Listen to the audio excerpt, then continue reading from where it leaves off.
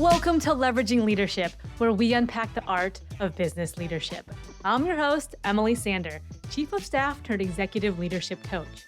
In this series, we dive into the role of Chief of Staff, exploring how it can be a game changer and pivotal player on your leadership team. You'll get a backstage pass and learn about the different aspects of the role and what it takes to excel in it. We'll hear from some incredible guests who have firsthand experience serving as Chief of Staff or collaborating with one on their team. And don't forget, the Chief of Staff isn't just a title or person, it represents a leadership philosophy. Leveraging Leadership is all about finding your points of greatest influence and leveraging them to better serve those around you. Leslie, thank you so much for joining. I can already tell it's going to be a fun conversation. Already. Yes. So let's set the stage for folks. So give us kind of a snapshot of where you came from and how you got into your current role and what you're doing now. That's a great question. And I think the way I found myself on my current career path wasn't intentional to start out, right? So when I was in college, I wanted to work in live television. So I majored in media management and started out, I graduated college into the writer's strike. And so I wasn't sure where that was going to land me, but I ended up working with a wonderful digital media company right out the gate and kind of got my feet wet in the professional world. And then moved into live television. So I spent a number of years working on, Dick Clark's New Year's Rockin' Eve and the American Music Awards as, production assistant, a script assistant. And then how do you go from there to tech? I spent a number of months unemployed, just really, sending my resume out to every single company that I could. And that's when I ended up at a startup incubator, working as an executive assistant to their president and CEO. And that's where I really started to develop, my love of tech. I love being around it than that. And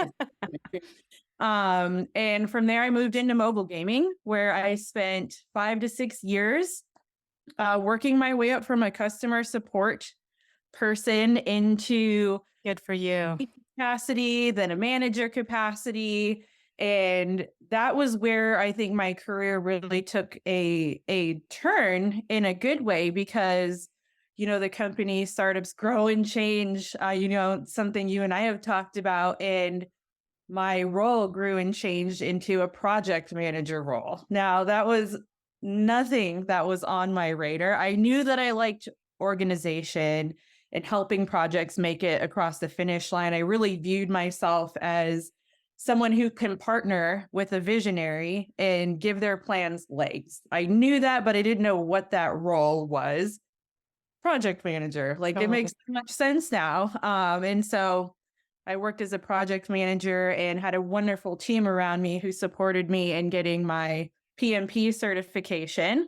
And that kind of changed. It gave me the confidence to really project manage anything. So, the quote from Dodgeball, right? If you can dodge a wrench, you can dodge a ball. I kind of had to embrace that because after working in gaming for so long, and it was something I was very familiar with, very comfortable with, I caught up with the folks who gave me my first job and moved into broadcast operations. So I was what I thought I knew about technical project management was this was deep tech. We're talking about, satellites and broadcasting. And I was very intimidated, but I just applied my methodology, start breaking down the project into tasks, do the thing, did that, wanted to move to New York. Why not? So went coast to coast. I did. I was back again.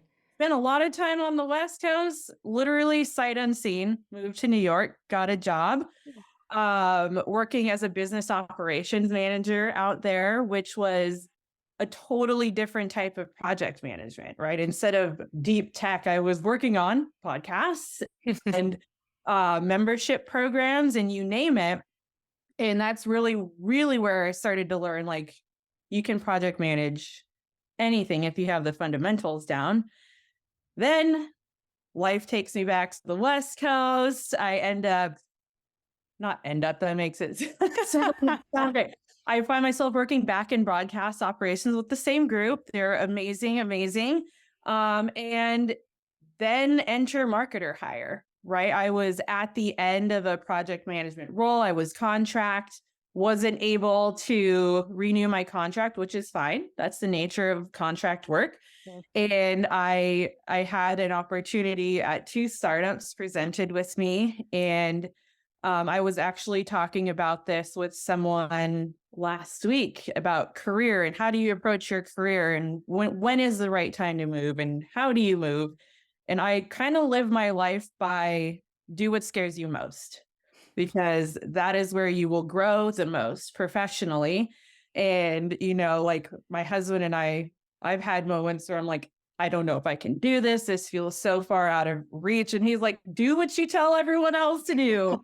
And so he's encouraged me back, into do the scary thing and start up 10 people, right? I'd worked at larger startups. It ended up being the best decision for my career. Because I'm liking your life mottos. Like, if you can dodge a wrench, you can dodge a ball and do what scares you the most. Just follow those and you'll be fine. You'll be fine. Totally. Don't get hit with the wrenches. So just for context, what does your company do, just so we can situate it? MarketerHire is a marketplace for marketers. So if you think of hiring, right, especially in the marketing world, I would say hiring takes time, right? If you can think of, I need to hire a marketer on my team. If you're spinning it up, you're looking to hire a full-time employee. How long is that going to take? I mean, I know doing recruiting myself, if I'm hustling and I'm going as fast as humanly possible, I'm going to say 3 weeks is probably the fastest you can move. Now, it's usually much longer, right? You want to make sure you find the right person. Interview processes take forever. MarketerHire enters. We have an incredible platform of extremely talented freelancers. And if you came to me right today, Emily, you said, I need a marketer, I could get you one in as little as 48 hours. And it's someone we know is going to be amazing. We're going to match you with someone incredible, and you can literally just start working. Wow. So when I think of MarketerHire, of course, I think of marketing, but I also think of the future of work. And we're really breaking the mold of FTE versus going with an agency, right? Which are very, very expensive. We can do that faster and at a better price point. Yeah. And just out of curiosity, so like I've used Upwork and Fiverr and things like that. Mm-hmm. How does this compare? Well, I would say first off, when you look at Upwork and Fiverr, right, they're very broad marketplaces. Yeah. And I would say the guarantee of the quality isn't necessarily as there, where we only accept the top 3% of marketers who apply to be in our network. So we're very careful with like who we're working with, so that we can guarantee you an excellent freelancer. You're not going to hire someone that, you're like, I'm going to take a chance on this guy. There is no chance. We're going to give you the best person. Okay. Thank you for that. I did not mean to hijack this podcast, but I might talk to you afterward, because I'm always looking for marketers. Yeah. Anyway, so to the run up to MarketerHire, you had like EA positions, project management positions, all of which I find get easily confused with the chief of staff role. So talk to me about, was it 10 people when you started? Was that the one you're at now? So talk to me about coming in as an EA, project manager background, 10 person, I'm going to be a chief of staff now. How does that happen? How does that work? How does that happen? I think I was just reading some articles about chief of staffs because it's fascinating to me what everyone's experience is who works in a chief of staff capacity. And if I look way back to like the first jobs I was applying for in tech, the ones I always wanted were the Jack Jill of all trades role, right? And I loved that. I loved the diversity in my daily tasks. And so when you kind of think about an EA and then you think about a project manager, and all of those are very multifaceted roles. Having worked in that and operations, I knew a few things. I knew I loved operations. I, of course, love project management. I love really partnering with people and helping push, large strategic visions into the light and giving them legs, for lack of better terms. What role can you do all of that in without kind of being in a specific function? And the chief of staff role really puts them all into like one pot, and you're drawing from different pieces of your experience every day. Like, how can I even put into words? Like, I'm still using skills I gained in live television, right? You have to think on your feet, right? You're meeting new people all the time. And I was able to draw on all of my experiences in one role versus one piece of it, right? It's not just project management or technical project management or support. It is supporting my principal, right? My CEO. But it's all of those things at the same time, kind of shuffling them throughout the days, weeks, months. I've been here for 4 years this week, actually. Oh, congratulations. That's Thank awesome. you.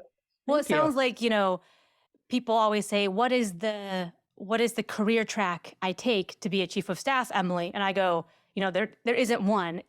Almost a diverse set of experiences is going to help you more. And so you being able to like pull this and like pull this part out from there and put it all together, and then know I'm in a meeting this hour and I'm going to need to use these types of skills, and then I'm going to switch gears because I'm going to a different meeting and be a whole different role. That's an important part of being chief of staff too. 100%. The gear changes it's been something I've been thinking about a lot lately, is you really have to be able to pivot from like deep HR and people work and then turn over. And now we're looking at product roadmaps and building new workflows and then change over. And there's a term for it and I can never remember it, but like the changing shifting. Yeah, I know what you mean. Yeah. It can be challenging, but I think it's also something in a chief of staff role that you have to be able to handle quickly. And it's not always easy, right? Sometimes you're like, I need to go stare at a wall for 5 minutes and really reset and then move on, but you have to be able to do it quickly. And I think too, for me, you mentioned like HR and then, product or sales. It can be such a different pace, and it can be such a different lens you're applying, I guess. So in HR, I remember, okay, there were certain times when in HR, everything has to be pitch perfect. Like you need to get the facts straight and accurate and documented, and you need to take your time to get it right. And then you would switch over to something like product rollout, where we're trying to go fast and we're getting the MVP out. So it's like, have a bias for done, let's go. And it's just such a different mentality. The paces are wildly different, right? And exactly in the HR world, you have to move quick, right? You have to address things, but there are processes that are best practices, of course, and you want to follow those. And then there are legal compliance processes that you have to go through with a fine-tooth comb, and you can't rush through them. So, you start your day, you're going as fast of a snail's pace as you could possibly go. And then you switch over into, we'll say, a code red channel. Something broke. We have to fix it 15 minutes ago. And so it's like, all right, let's change gears. Let's do it. And then like go back to the compliance. Slow it down. Slow it down. Oh my gosh. It's like riding in a go-kart. You're giving me flashbacks to like hot fixes where it's like, do we roll it back? Do we roll? Like, oh, I think I just got anxiety at the different hot fix. Oh my gosh. So you're like at this 10-person company. So, and you've been there for 4 years? Yes. So we are no longer 10. We've definitely grown exponentially. And it's been really cool to be a part of that process. How has the scope of what you work on changed? Because I'm imagining at 10, you're doing pretty much everything. I think at 10, everyone's doing everything. Yeah. Right? And it's a couple of different things come to mind. It's growing a company. And how do you do that? Well, because there's a lot of gear shifts in my experience, working as I'd say a team of 10 to 15, maybe up to 20 feels very small, and everybody's talking to everybody every day. You know exactly what everyone's up to because you're all working on the same stuff. And then I think when we hit around the 25 to 35 mark, it felt different. It felt like a bigger company, which I mean, it's not a 50,000 person company, but that one felt different. And then around like 50 to 60 felt different. And at that point, you're trying to scale your processes, right? You can keep things together pretty easily on a small team, but now not now, but back then, building scalable processes we want to grow the team. We want to grow the team quickly. Like everything needs to be working. Yeah. So building that, like I've taught myself low code tools. I can automate, and it's really fun being able to go in and build the thing that I want to build. And learning around that. And now we have AI that's entered the mix, and really utilizing that to kind of help get through a lot of the brainstorming of a lot of things and the drafting of a lot of things. I can expedite those processes much faster with the help of some of these incredible AI tools we have. The ideation phase is definitely like, something in this direction. Oh, like, yes. That's what I meant to think of. Exactly. Do you guys have a head of operations and a head of HR today?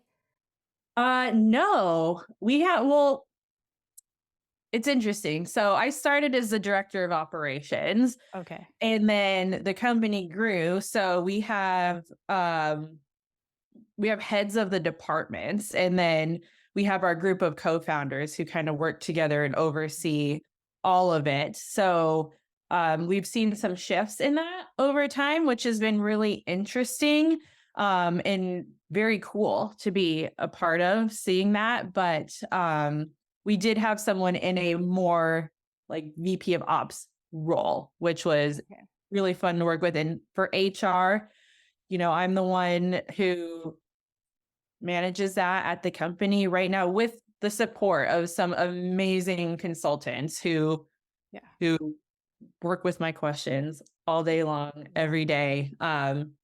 That's having like an internal person who can do it. And I really like working with the people of the company. Like I care a lot about every single person that I work with, and being able to support in an HR capacity it's been really interesting and fun because at Kabam, I managed a huge team, and I loved that manager relationship I had with people. And now I'm not the manager of everybody here, but I love being able to support and coach and help talk through all the different types of situations that can come up, celebrating things, working through transitions, you name it. I'm happy to partner with folks. Yes, and the reason I ask is because one of the most common questions I get is, Emily, what is the difference between a chief of staff and a chief operating officer or a chief people officer? And the answer is, it depends, which is everyone's favorite answer, but it really does. And so I'm always curious, especially with the evolution of a company, how that goes. I think I really dug into that too, because I wanted to understand it, right? Like the chief of staff role, it has been around forever. But it's really taking off, I think, in the last like 3 to 5 years. And so even when I was working in New York, I kept seeing these chief of staff roles come up. I'm like, what is this? What is this? And it literally was everything. I was like, okay, you have my ear, but I know a lot of startups, especially also, they have to answer the question of, do you go COO? Do you go COS? Who manages HR? And It really just depends on the company and what they're looking for, I think. I think so too. I mean, it sounded like I had a similar uh, position as you in that I was the HR generalist essentially, but we had a third party company we work with for, like state specific compliance and all these different things. I could go to them as a resource, but Yeah. I was kind of the person in house. So Right, exactly. okay, okay. And then tell us or talk a little bit about maybe your principal and your working styles because you didn't know your principal before you got there, right? I didn't. I didn't. I met him as part of the interview process. And I think we are very, very different in complementary ways. I'm bubbly. I'm like an optimistic person. I like to have fun. I love dropping gifts in Slack or GIFs. Hot debate. And he's definitely, I would say, more stoic. And so we work very, very well together. I think part of that is years of trust Mm. that we've spent working on all kinds of things in a startup world together. But our communication styles are very different. And he's actually very much mentored me in communication, especially in executive communication. It's much different than as a project manager when you're writing reports that are pages and pages and pages long. You know, the ones where you email them and you're like, no one's going to No read. one's, yeah, Um, instruction manual. and he's really helped me think about how I'm phrasing things, how you get to the point. And I think I had this eye-opening moment once a couple of years ago where I was managing my team and someone had sent me, it was one of those days, where you're doing 50,000 things in a very short amount of time. And so I can read 3 sentences. Literally, I had 3 sentences before I had to move on to the next thing. And my teammate sent me a very beautifully written summary. And I felt so bad that I didn't have the time at the time to be able to sit down and fully digest Yeah. this thing. And then a light bulb went on and I was like, oh, I get it now.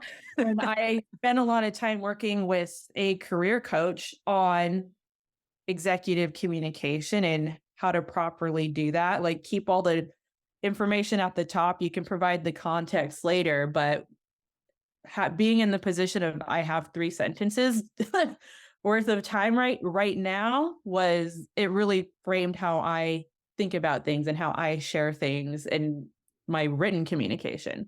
I think that's a huge takeaway. So for folks, like, assume that you have 3 sentences. Assume you have 3 sentences with people because most of the time you do, especially when you're working with executives. They don't have time to read. They might want to, but they don't have time to read all of the source material the first go around. So I think teeing that up, my principal, like we thought in bullet points. And so it was literally like boom, boom, boom, boom. And it might just be, not even complete sentences, but we got to a point where we're like, I know what you mean. I know exactly what you want here. And I would also give him like, here's the thin slice of the scenario. Here is the decision that's needed. Here is by when. And I would be like, option A, boom, option B, option C. And he would like reply with one letter back. And I'd be like, all right, here we go, team. Here's how we're going to execute this. It's so interesting you say that because, I do have a similar cadence. Instead of, we prioritize asynchronous work, right? We're in Slack all day, every day. And working with a very busy CEO, you have to be able to communicate quickly. And so what started as a beautiful doc that I would have for myself, this was a couple of years ago now. I was like, what if I just dropped the things I want to chat about in bullet points in Slack? So he can just respond in thread. Boom, boom, boom, boom, boom. And I started doing that. And we still use that way of communicating sometimes when like we can't sit on a call. These are the things I need right now. And he'll go through and drop his responses. And then if we need to brainstorm, we can do that as well. But it really helps. I love that tactic. We use that too because, you're talking about like accounting and then product and then sales operations. And so in our Slacks, I'd be like, 1, here's item 1, boom, 2, here's item 2. And he could respond in whatever order he wanted to. And, anything he had some thoughts on, I would just pick those up. So yeah, I get really excited when I hear the Slack chirps kind of like, I'm like, yes, we're moving. Now, your principal, you talked about kind of his leadership styles and complementary styles. And, you came in, I don't want to say a junior role, but kind of early in the company, had to build your leadership and your kind of leadership presence and gravitas up and all that. And he was instrumental in that in one area and one scenario in particular. So can you share that one? Yeah. This was it's like a very prominent memory to me because I like to I like to solve my problems before they get to my manager. And it's really interesting when the CEO is your manager, right? Because there's a lot of the like, I don't know what the word is, but maybe intimidation. Yeah. For some folks, right? The CEO pings you and you drop everything and you're Totally. like, and sure, there's an element of that. I think it's inescapable, but he's also my manager. And I know that he cares. And he must have picked up on it because I like to keep my cards and my insecurities close to my chest. And I can't remember the exact scenario, but when he told me like, you are not like a second class executive here. He's like, stand on your own 2 feet, really gave me the motivation and the confidence. I don't know why I was so scared. I mean, my co-founders here are incredible. They're very successful entrepreneurs. This is nobody's first rodeo. And I never worked that closely with a founder and helped build a company. And so I don't know what made him say that. I should ask him, but it was exactly when I needed it. He was like, you're not a second rate, executive. You're in this role for a reason. And that really stuck with me because, something you and I chatted about was like building past the imposter syndrome, right? And it took a lot of work on myself to not be intimidated. Like every person here, they're wonderful people. There is no reason to be intimidated. And I worked with a career coach, and this one piece of advice she gave me was, so I still think about it daily. And she said, your body's physical response to stress and anxiety is the same thing as excitement.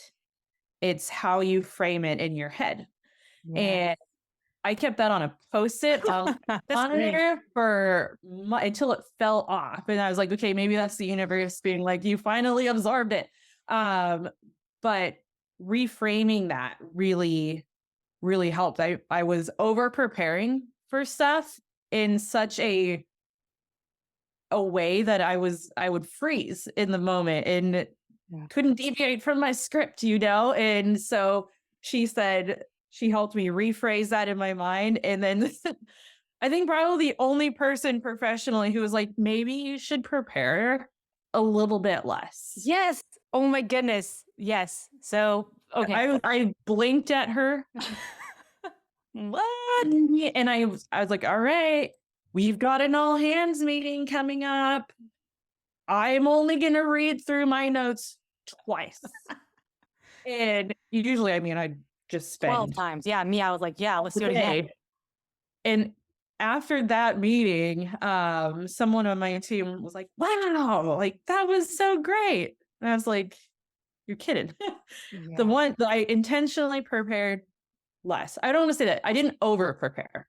And I felt much more like myself. I remember even LinkedIning with you, like, I don't always the questions. And then last night, as I was laying in bed, kind of thinking about what we were going to chat about today, I had to be like, don't overthink it. Yeah. Don't overthink it. No, that's too funny because I would do the same thing with board meetings. Every quarter, I'd be like, okay, once the date is set, like everything's like, zoop, okay, I'm going to be nervous until, I don't know, November 12th or whatever. And then I would like fret about it and prepare and over prepare and go through endless contingency plans. Like, what if they ask this? And what if I'm like, and my coach was finally like, Emily, what is the appropriate amount of preparation? And I was like, oh, not what I'm doing right now. So let me change this. And she was like, why don't you try this just for one board meeting? Yeah, for a year, give it a try. Same thing happened. I was like on my game. I felt looser. I felt more adaptable. And like 3 people afterward, unsolicited, were like, you showed up really well in that meeting. And I was like, wow, mind blown. So that is too funny. I'm so glad that there is like you had this same experience. Totally. Yeah. Very affirming for me. Totally. Yeah. So I mean, then go with your instincts. And I think there is that happy, like the sweet spot between, go through the questions that you're likely going to be asked, kind of think through them, but not be, so scripted. I was like verbatim scripting at the beginning. New bullet points of like say Mhm. this, and it's so stressful. Yeah. I'm way less stressed out now that I don't write Totally. every Yeah. like take a breath. Okay. Breathing is always helpful, guys. Like breathing in presentations, in meetings, in life, breathing is good for you. So Slow breathe. down. Speak Yeah. slower than you think you need to, and then you'll be fine. Oh my goodness. Okay. So my dad listens to all of my podcasts and he will give me like play by play feedback for all of them, which is endearing. But his overriding feedback is Emily, slow down. Like you've got to speak slower. And I'm like, yes, I know. I'm just a fast talker. But when I was in big meetings like that, I really had to make a conscious effort of you need to slow down. And it feels like you're speaking painfully slowly, but that's how people can understand you. Right. Yeah. 100%. I'm a fast speaker myself. I actually met up with a girl I went to high school with last year. Hadn't seen her in years. And I remember about her and I that we would talk so fast. And the second we got to the restaurant, we were speaking like 100 miles an hour. And it was just so funny to me that we just clicked right back into it. That's so, yeah. And it's funny because I don't know I do it. And then one time I was working with someone and she grew up in the South. And so they speak at a much different cadence. And she was like, Emily, I need you to talk slower. I don't understand you. And I was like, oh my gosh. Okay. So I am so sorry. I would never want anyone to not understand me or be confused simply by my speaking speed or cadence. But that was a big wake up call where, oh, you like people might not understand you. Like, and they might not say it because you're the chief of staff and they might let you go, but you need to make sure you're being understood. Now I'm super self-conscious about how fast I'm talking right now, but hopefully it's people can understand. Yes, very cool. You mentioned being intimidated at the beginning of your career, and then there was this inflection point where you became chief of staff, and then your team grew, and there were people who came in where they only knew you as chief of staff, and they had a certain reaction to you. So talk to me about kind of that evolution where it's like, oh, how I felt about others is now happening to me. It's really interesting to go through because I remember, working up through tech, these executives, the CEO, the COO, the CFO, they were great, but I didn't work with them on the daily. And they were these like unobtainable people who did Pedestal. cheap things that I didn't quite understand. And I felt, I'd blush, right? When they like talk to me, like, Oh, like, "Ew." And then I started working directly with the C-suite, and the paradigm shift to me, I think, was like, these are my coworkers. They're people too. mhm. Uh, they're not robots. They have feelings and they're experiencing life. Some are starting families, moving, you name it. They're going through life just like everybody else. The roles are different. And I really had to think about that for a moment. It's almost like when you meet a celebrity for the first time and you're like, wow, like, oh my, you do so many things public facing, like Yeah, you're so scary. And then you're like, wait, that's just a person. Like totally. Taylor Yeah. Swift has cats, right? Like I have a dog. Um, and really working with the C-suite on the daily, like they're the people that I would go to for questions, right? And I was working predominantly with them. That was I think a very healthy mind shift. Because I don't speak for every C level person in the world, but the folks that I work with don't want to be intimidating and sit up in a high tower. But the second a C starts before your title, a chief of anything, I think there's automatically a pause there. And so I've felt that a little bit myself. I think more from an HR capacity, right? I'm chatting with people, but someone once said, like, hey, you should probably ping people if you're going to put time on their calendars because Oh yeah. From HR. you might be scaring people. And to me, right, the girl who really loves dropping a Michelle Tanner gif of "you got it, dude" in Slack was potentially scaring people. And that's the last thing I would ever, ever, ever want to do. I want to catch up with the folks on my team. And I had to start pinging, hey, so and so, I'm going to put 15 minutes on your calendar to talk about this. Yeah. Casual Or chat, all good. Yeah. chat, it's all good. And that was an interesting one for me. And I know, like, especially when HR pings people, right? It's very easy to assume the worst. And that wasn't even a thing really on my radar because I've worked so closely with HR in my various roles that if they threw time on my calendar, I was like, all right, cool. Like, what are we talking about? So it's a little bit different, but it's something that I am cognizant of, and I don't want to I don't want to freak people out. So that's an interesting one. Yeah. Yeah, I mean, titles precede people, and so it's just kind of the way of the world sometimes. Yeah. But yeah, it was funny you mentioned celebrities, and I remember Jennifer Lawrence was being interviewed. So she's famous for Winter's Bone and X-Men and Silver Linings Playbook or whatever that movie was. I think she won an Oscar for. And she said, when people see me on the street and they start screaming and shouting and crying, she's like, that's not a normal reaction to another human being. Like it's very startling and off-putting. And I thought, oh, that's interesting because, when in my world, when I'm around, like, oh my gosh, like the founder is there. And oh my gosh, the board member is there. Certain people can have reactions that like, that's not normal. They're a human being. That's not a normal reaction to people, but we see it all the time. So it's just an Mhm. interesting social experiment. It is. Yeah. So bonus question, is Taysom Hill the chief of staff of the New Orleans Saints? 1000%. Take him in. He's a Swiss Army knife. He's That the Swiss dude. Army knife. He can do what can't he do? Yeah, I was thinking, like, can he kick? Is he a kicker?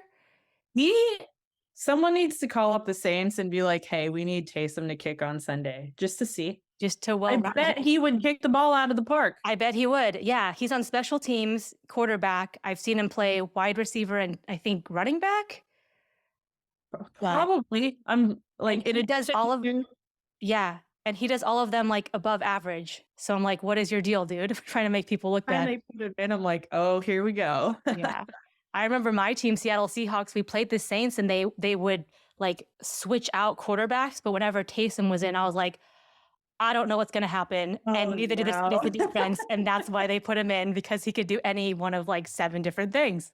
Go any which way. Yeah. He's a totally chief of staff, right?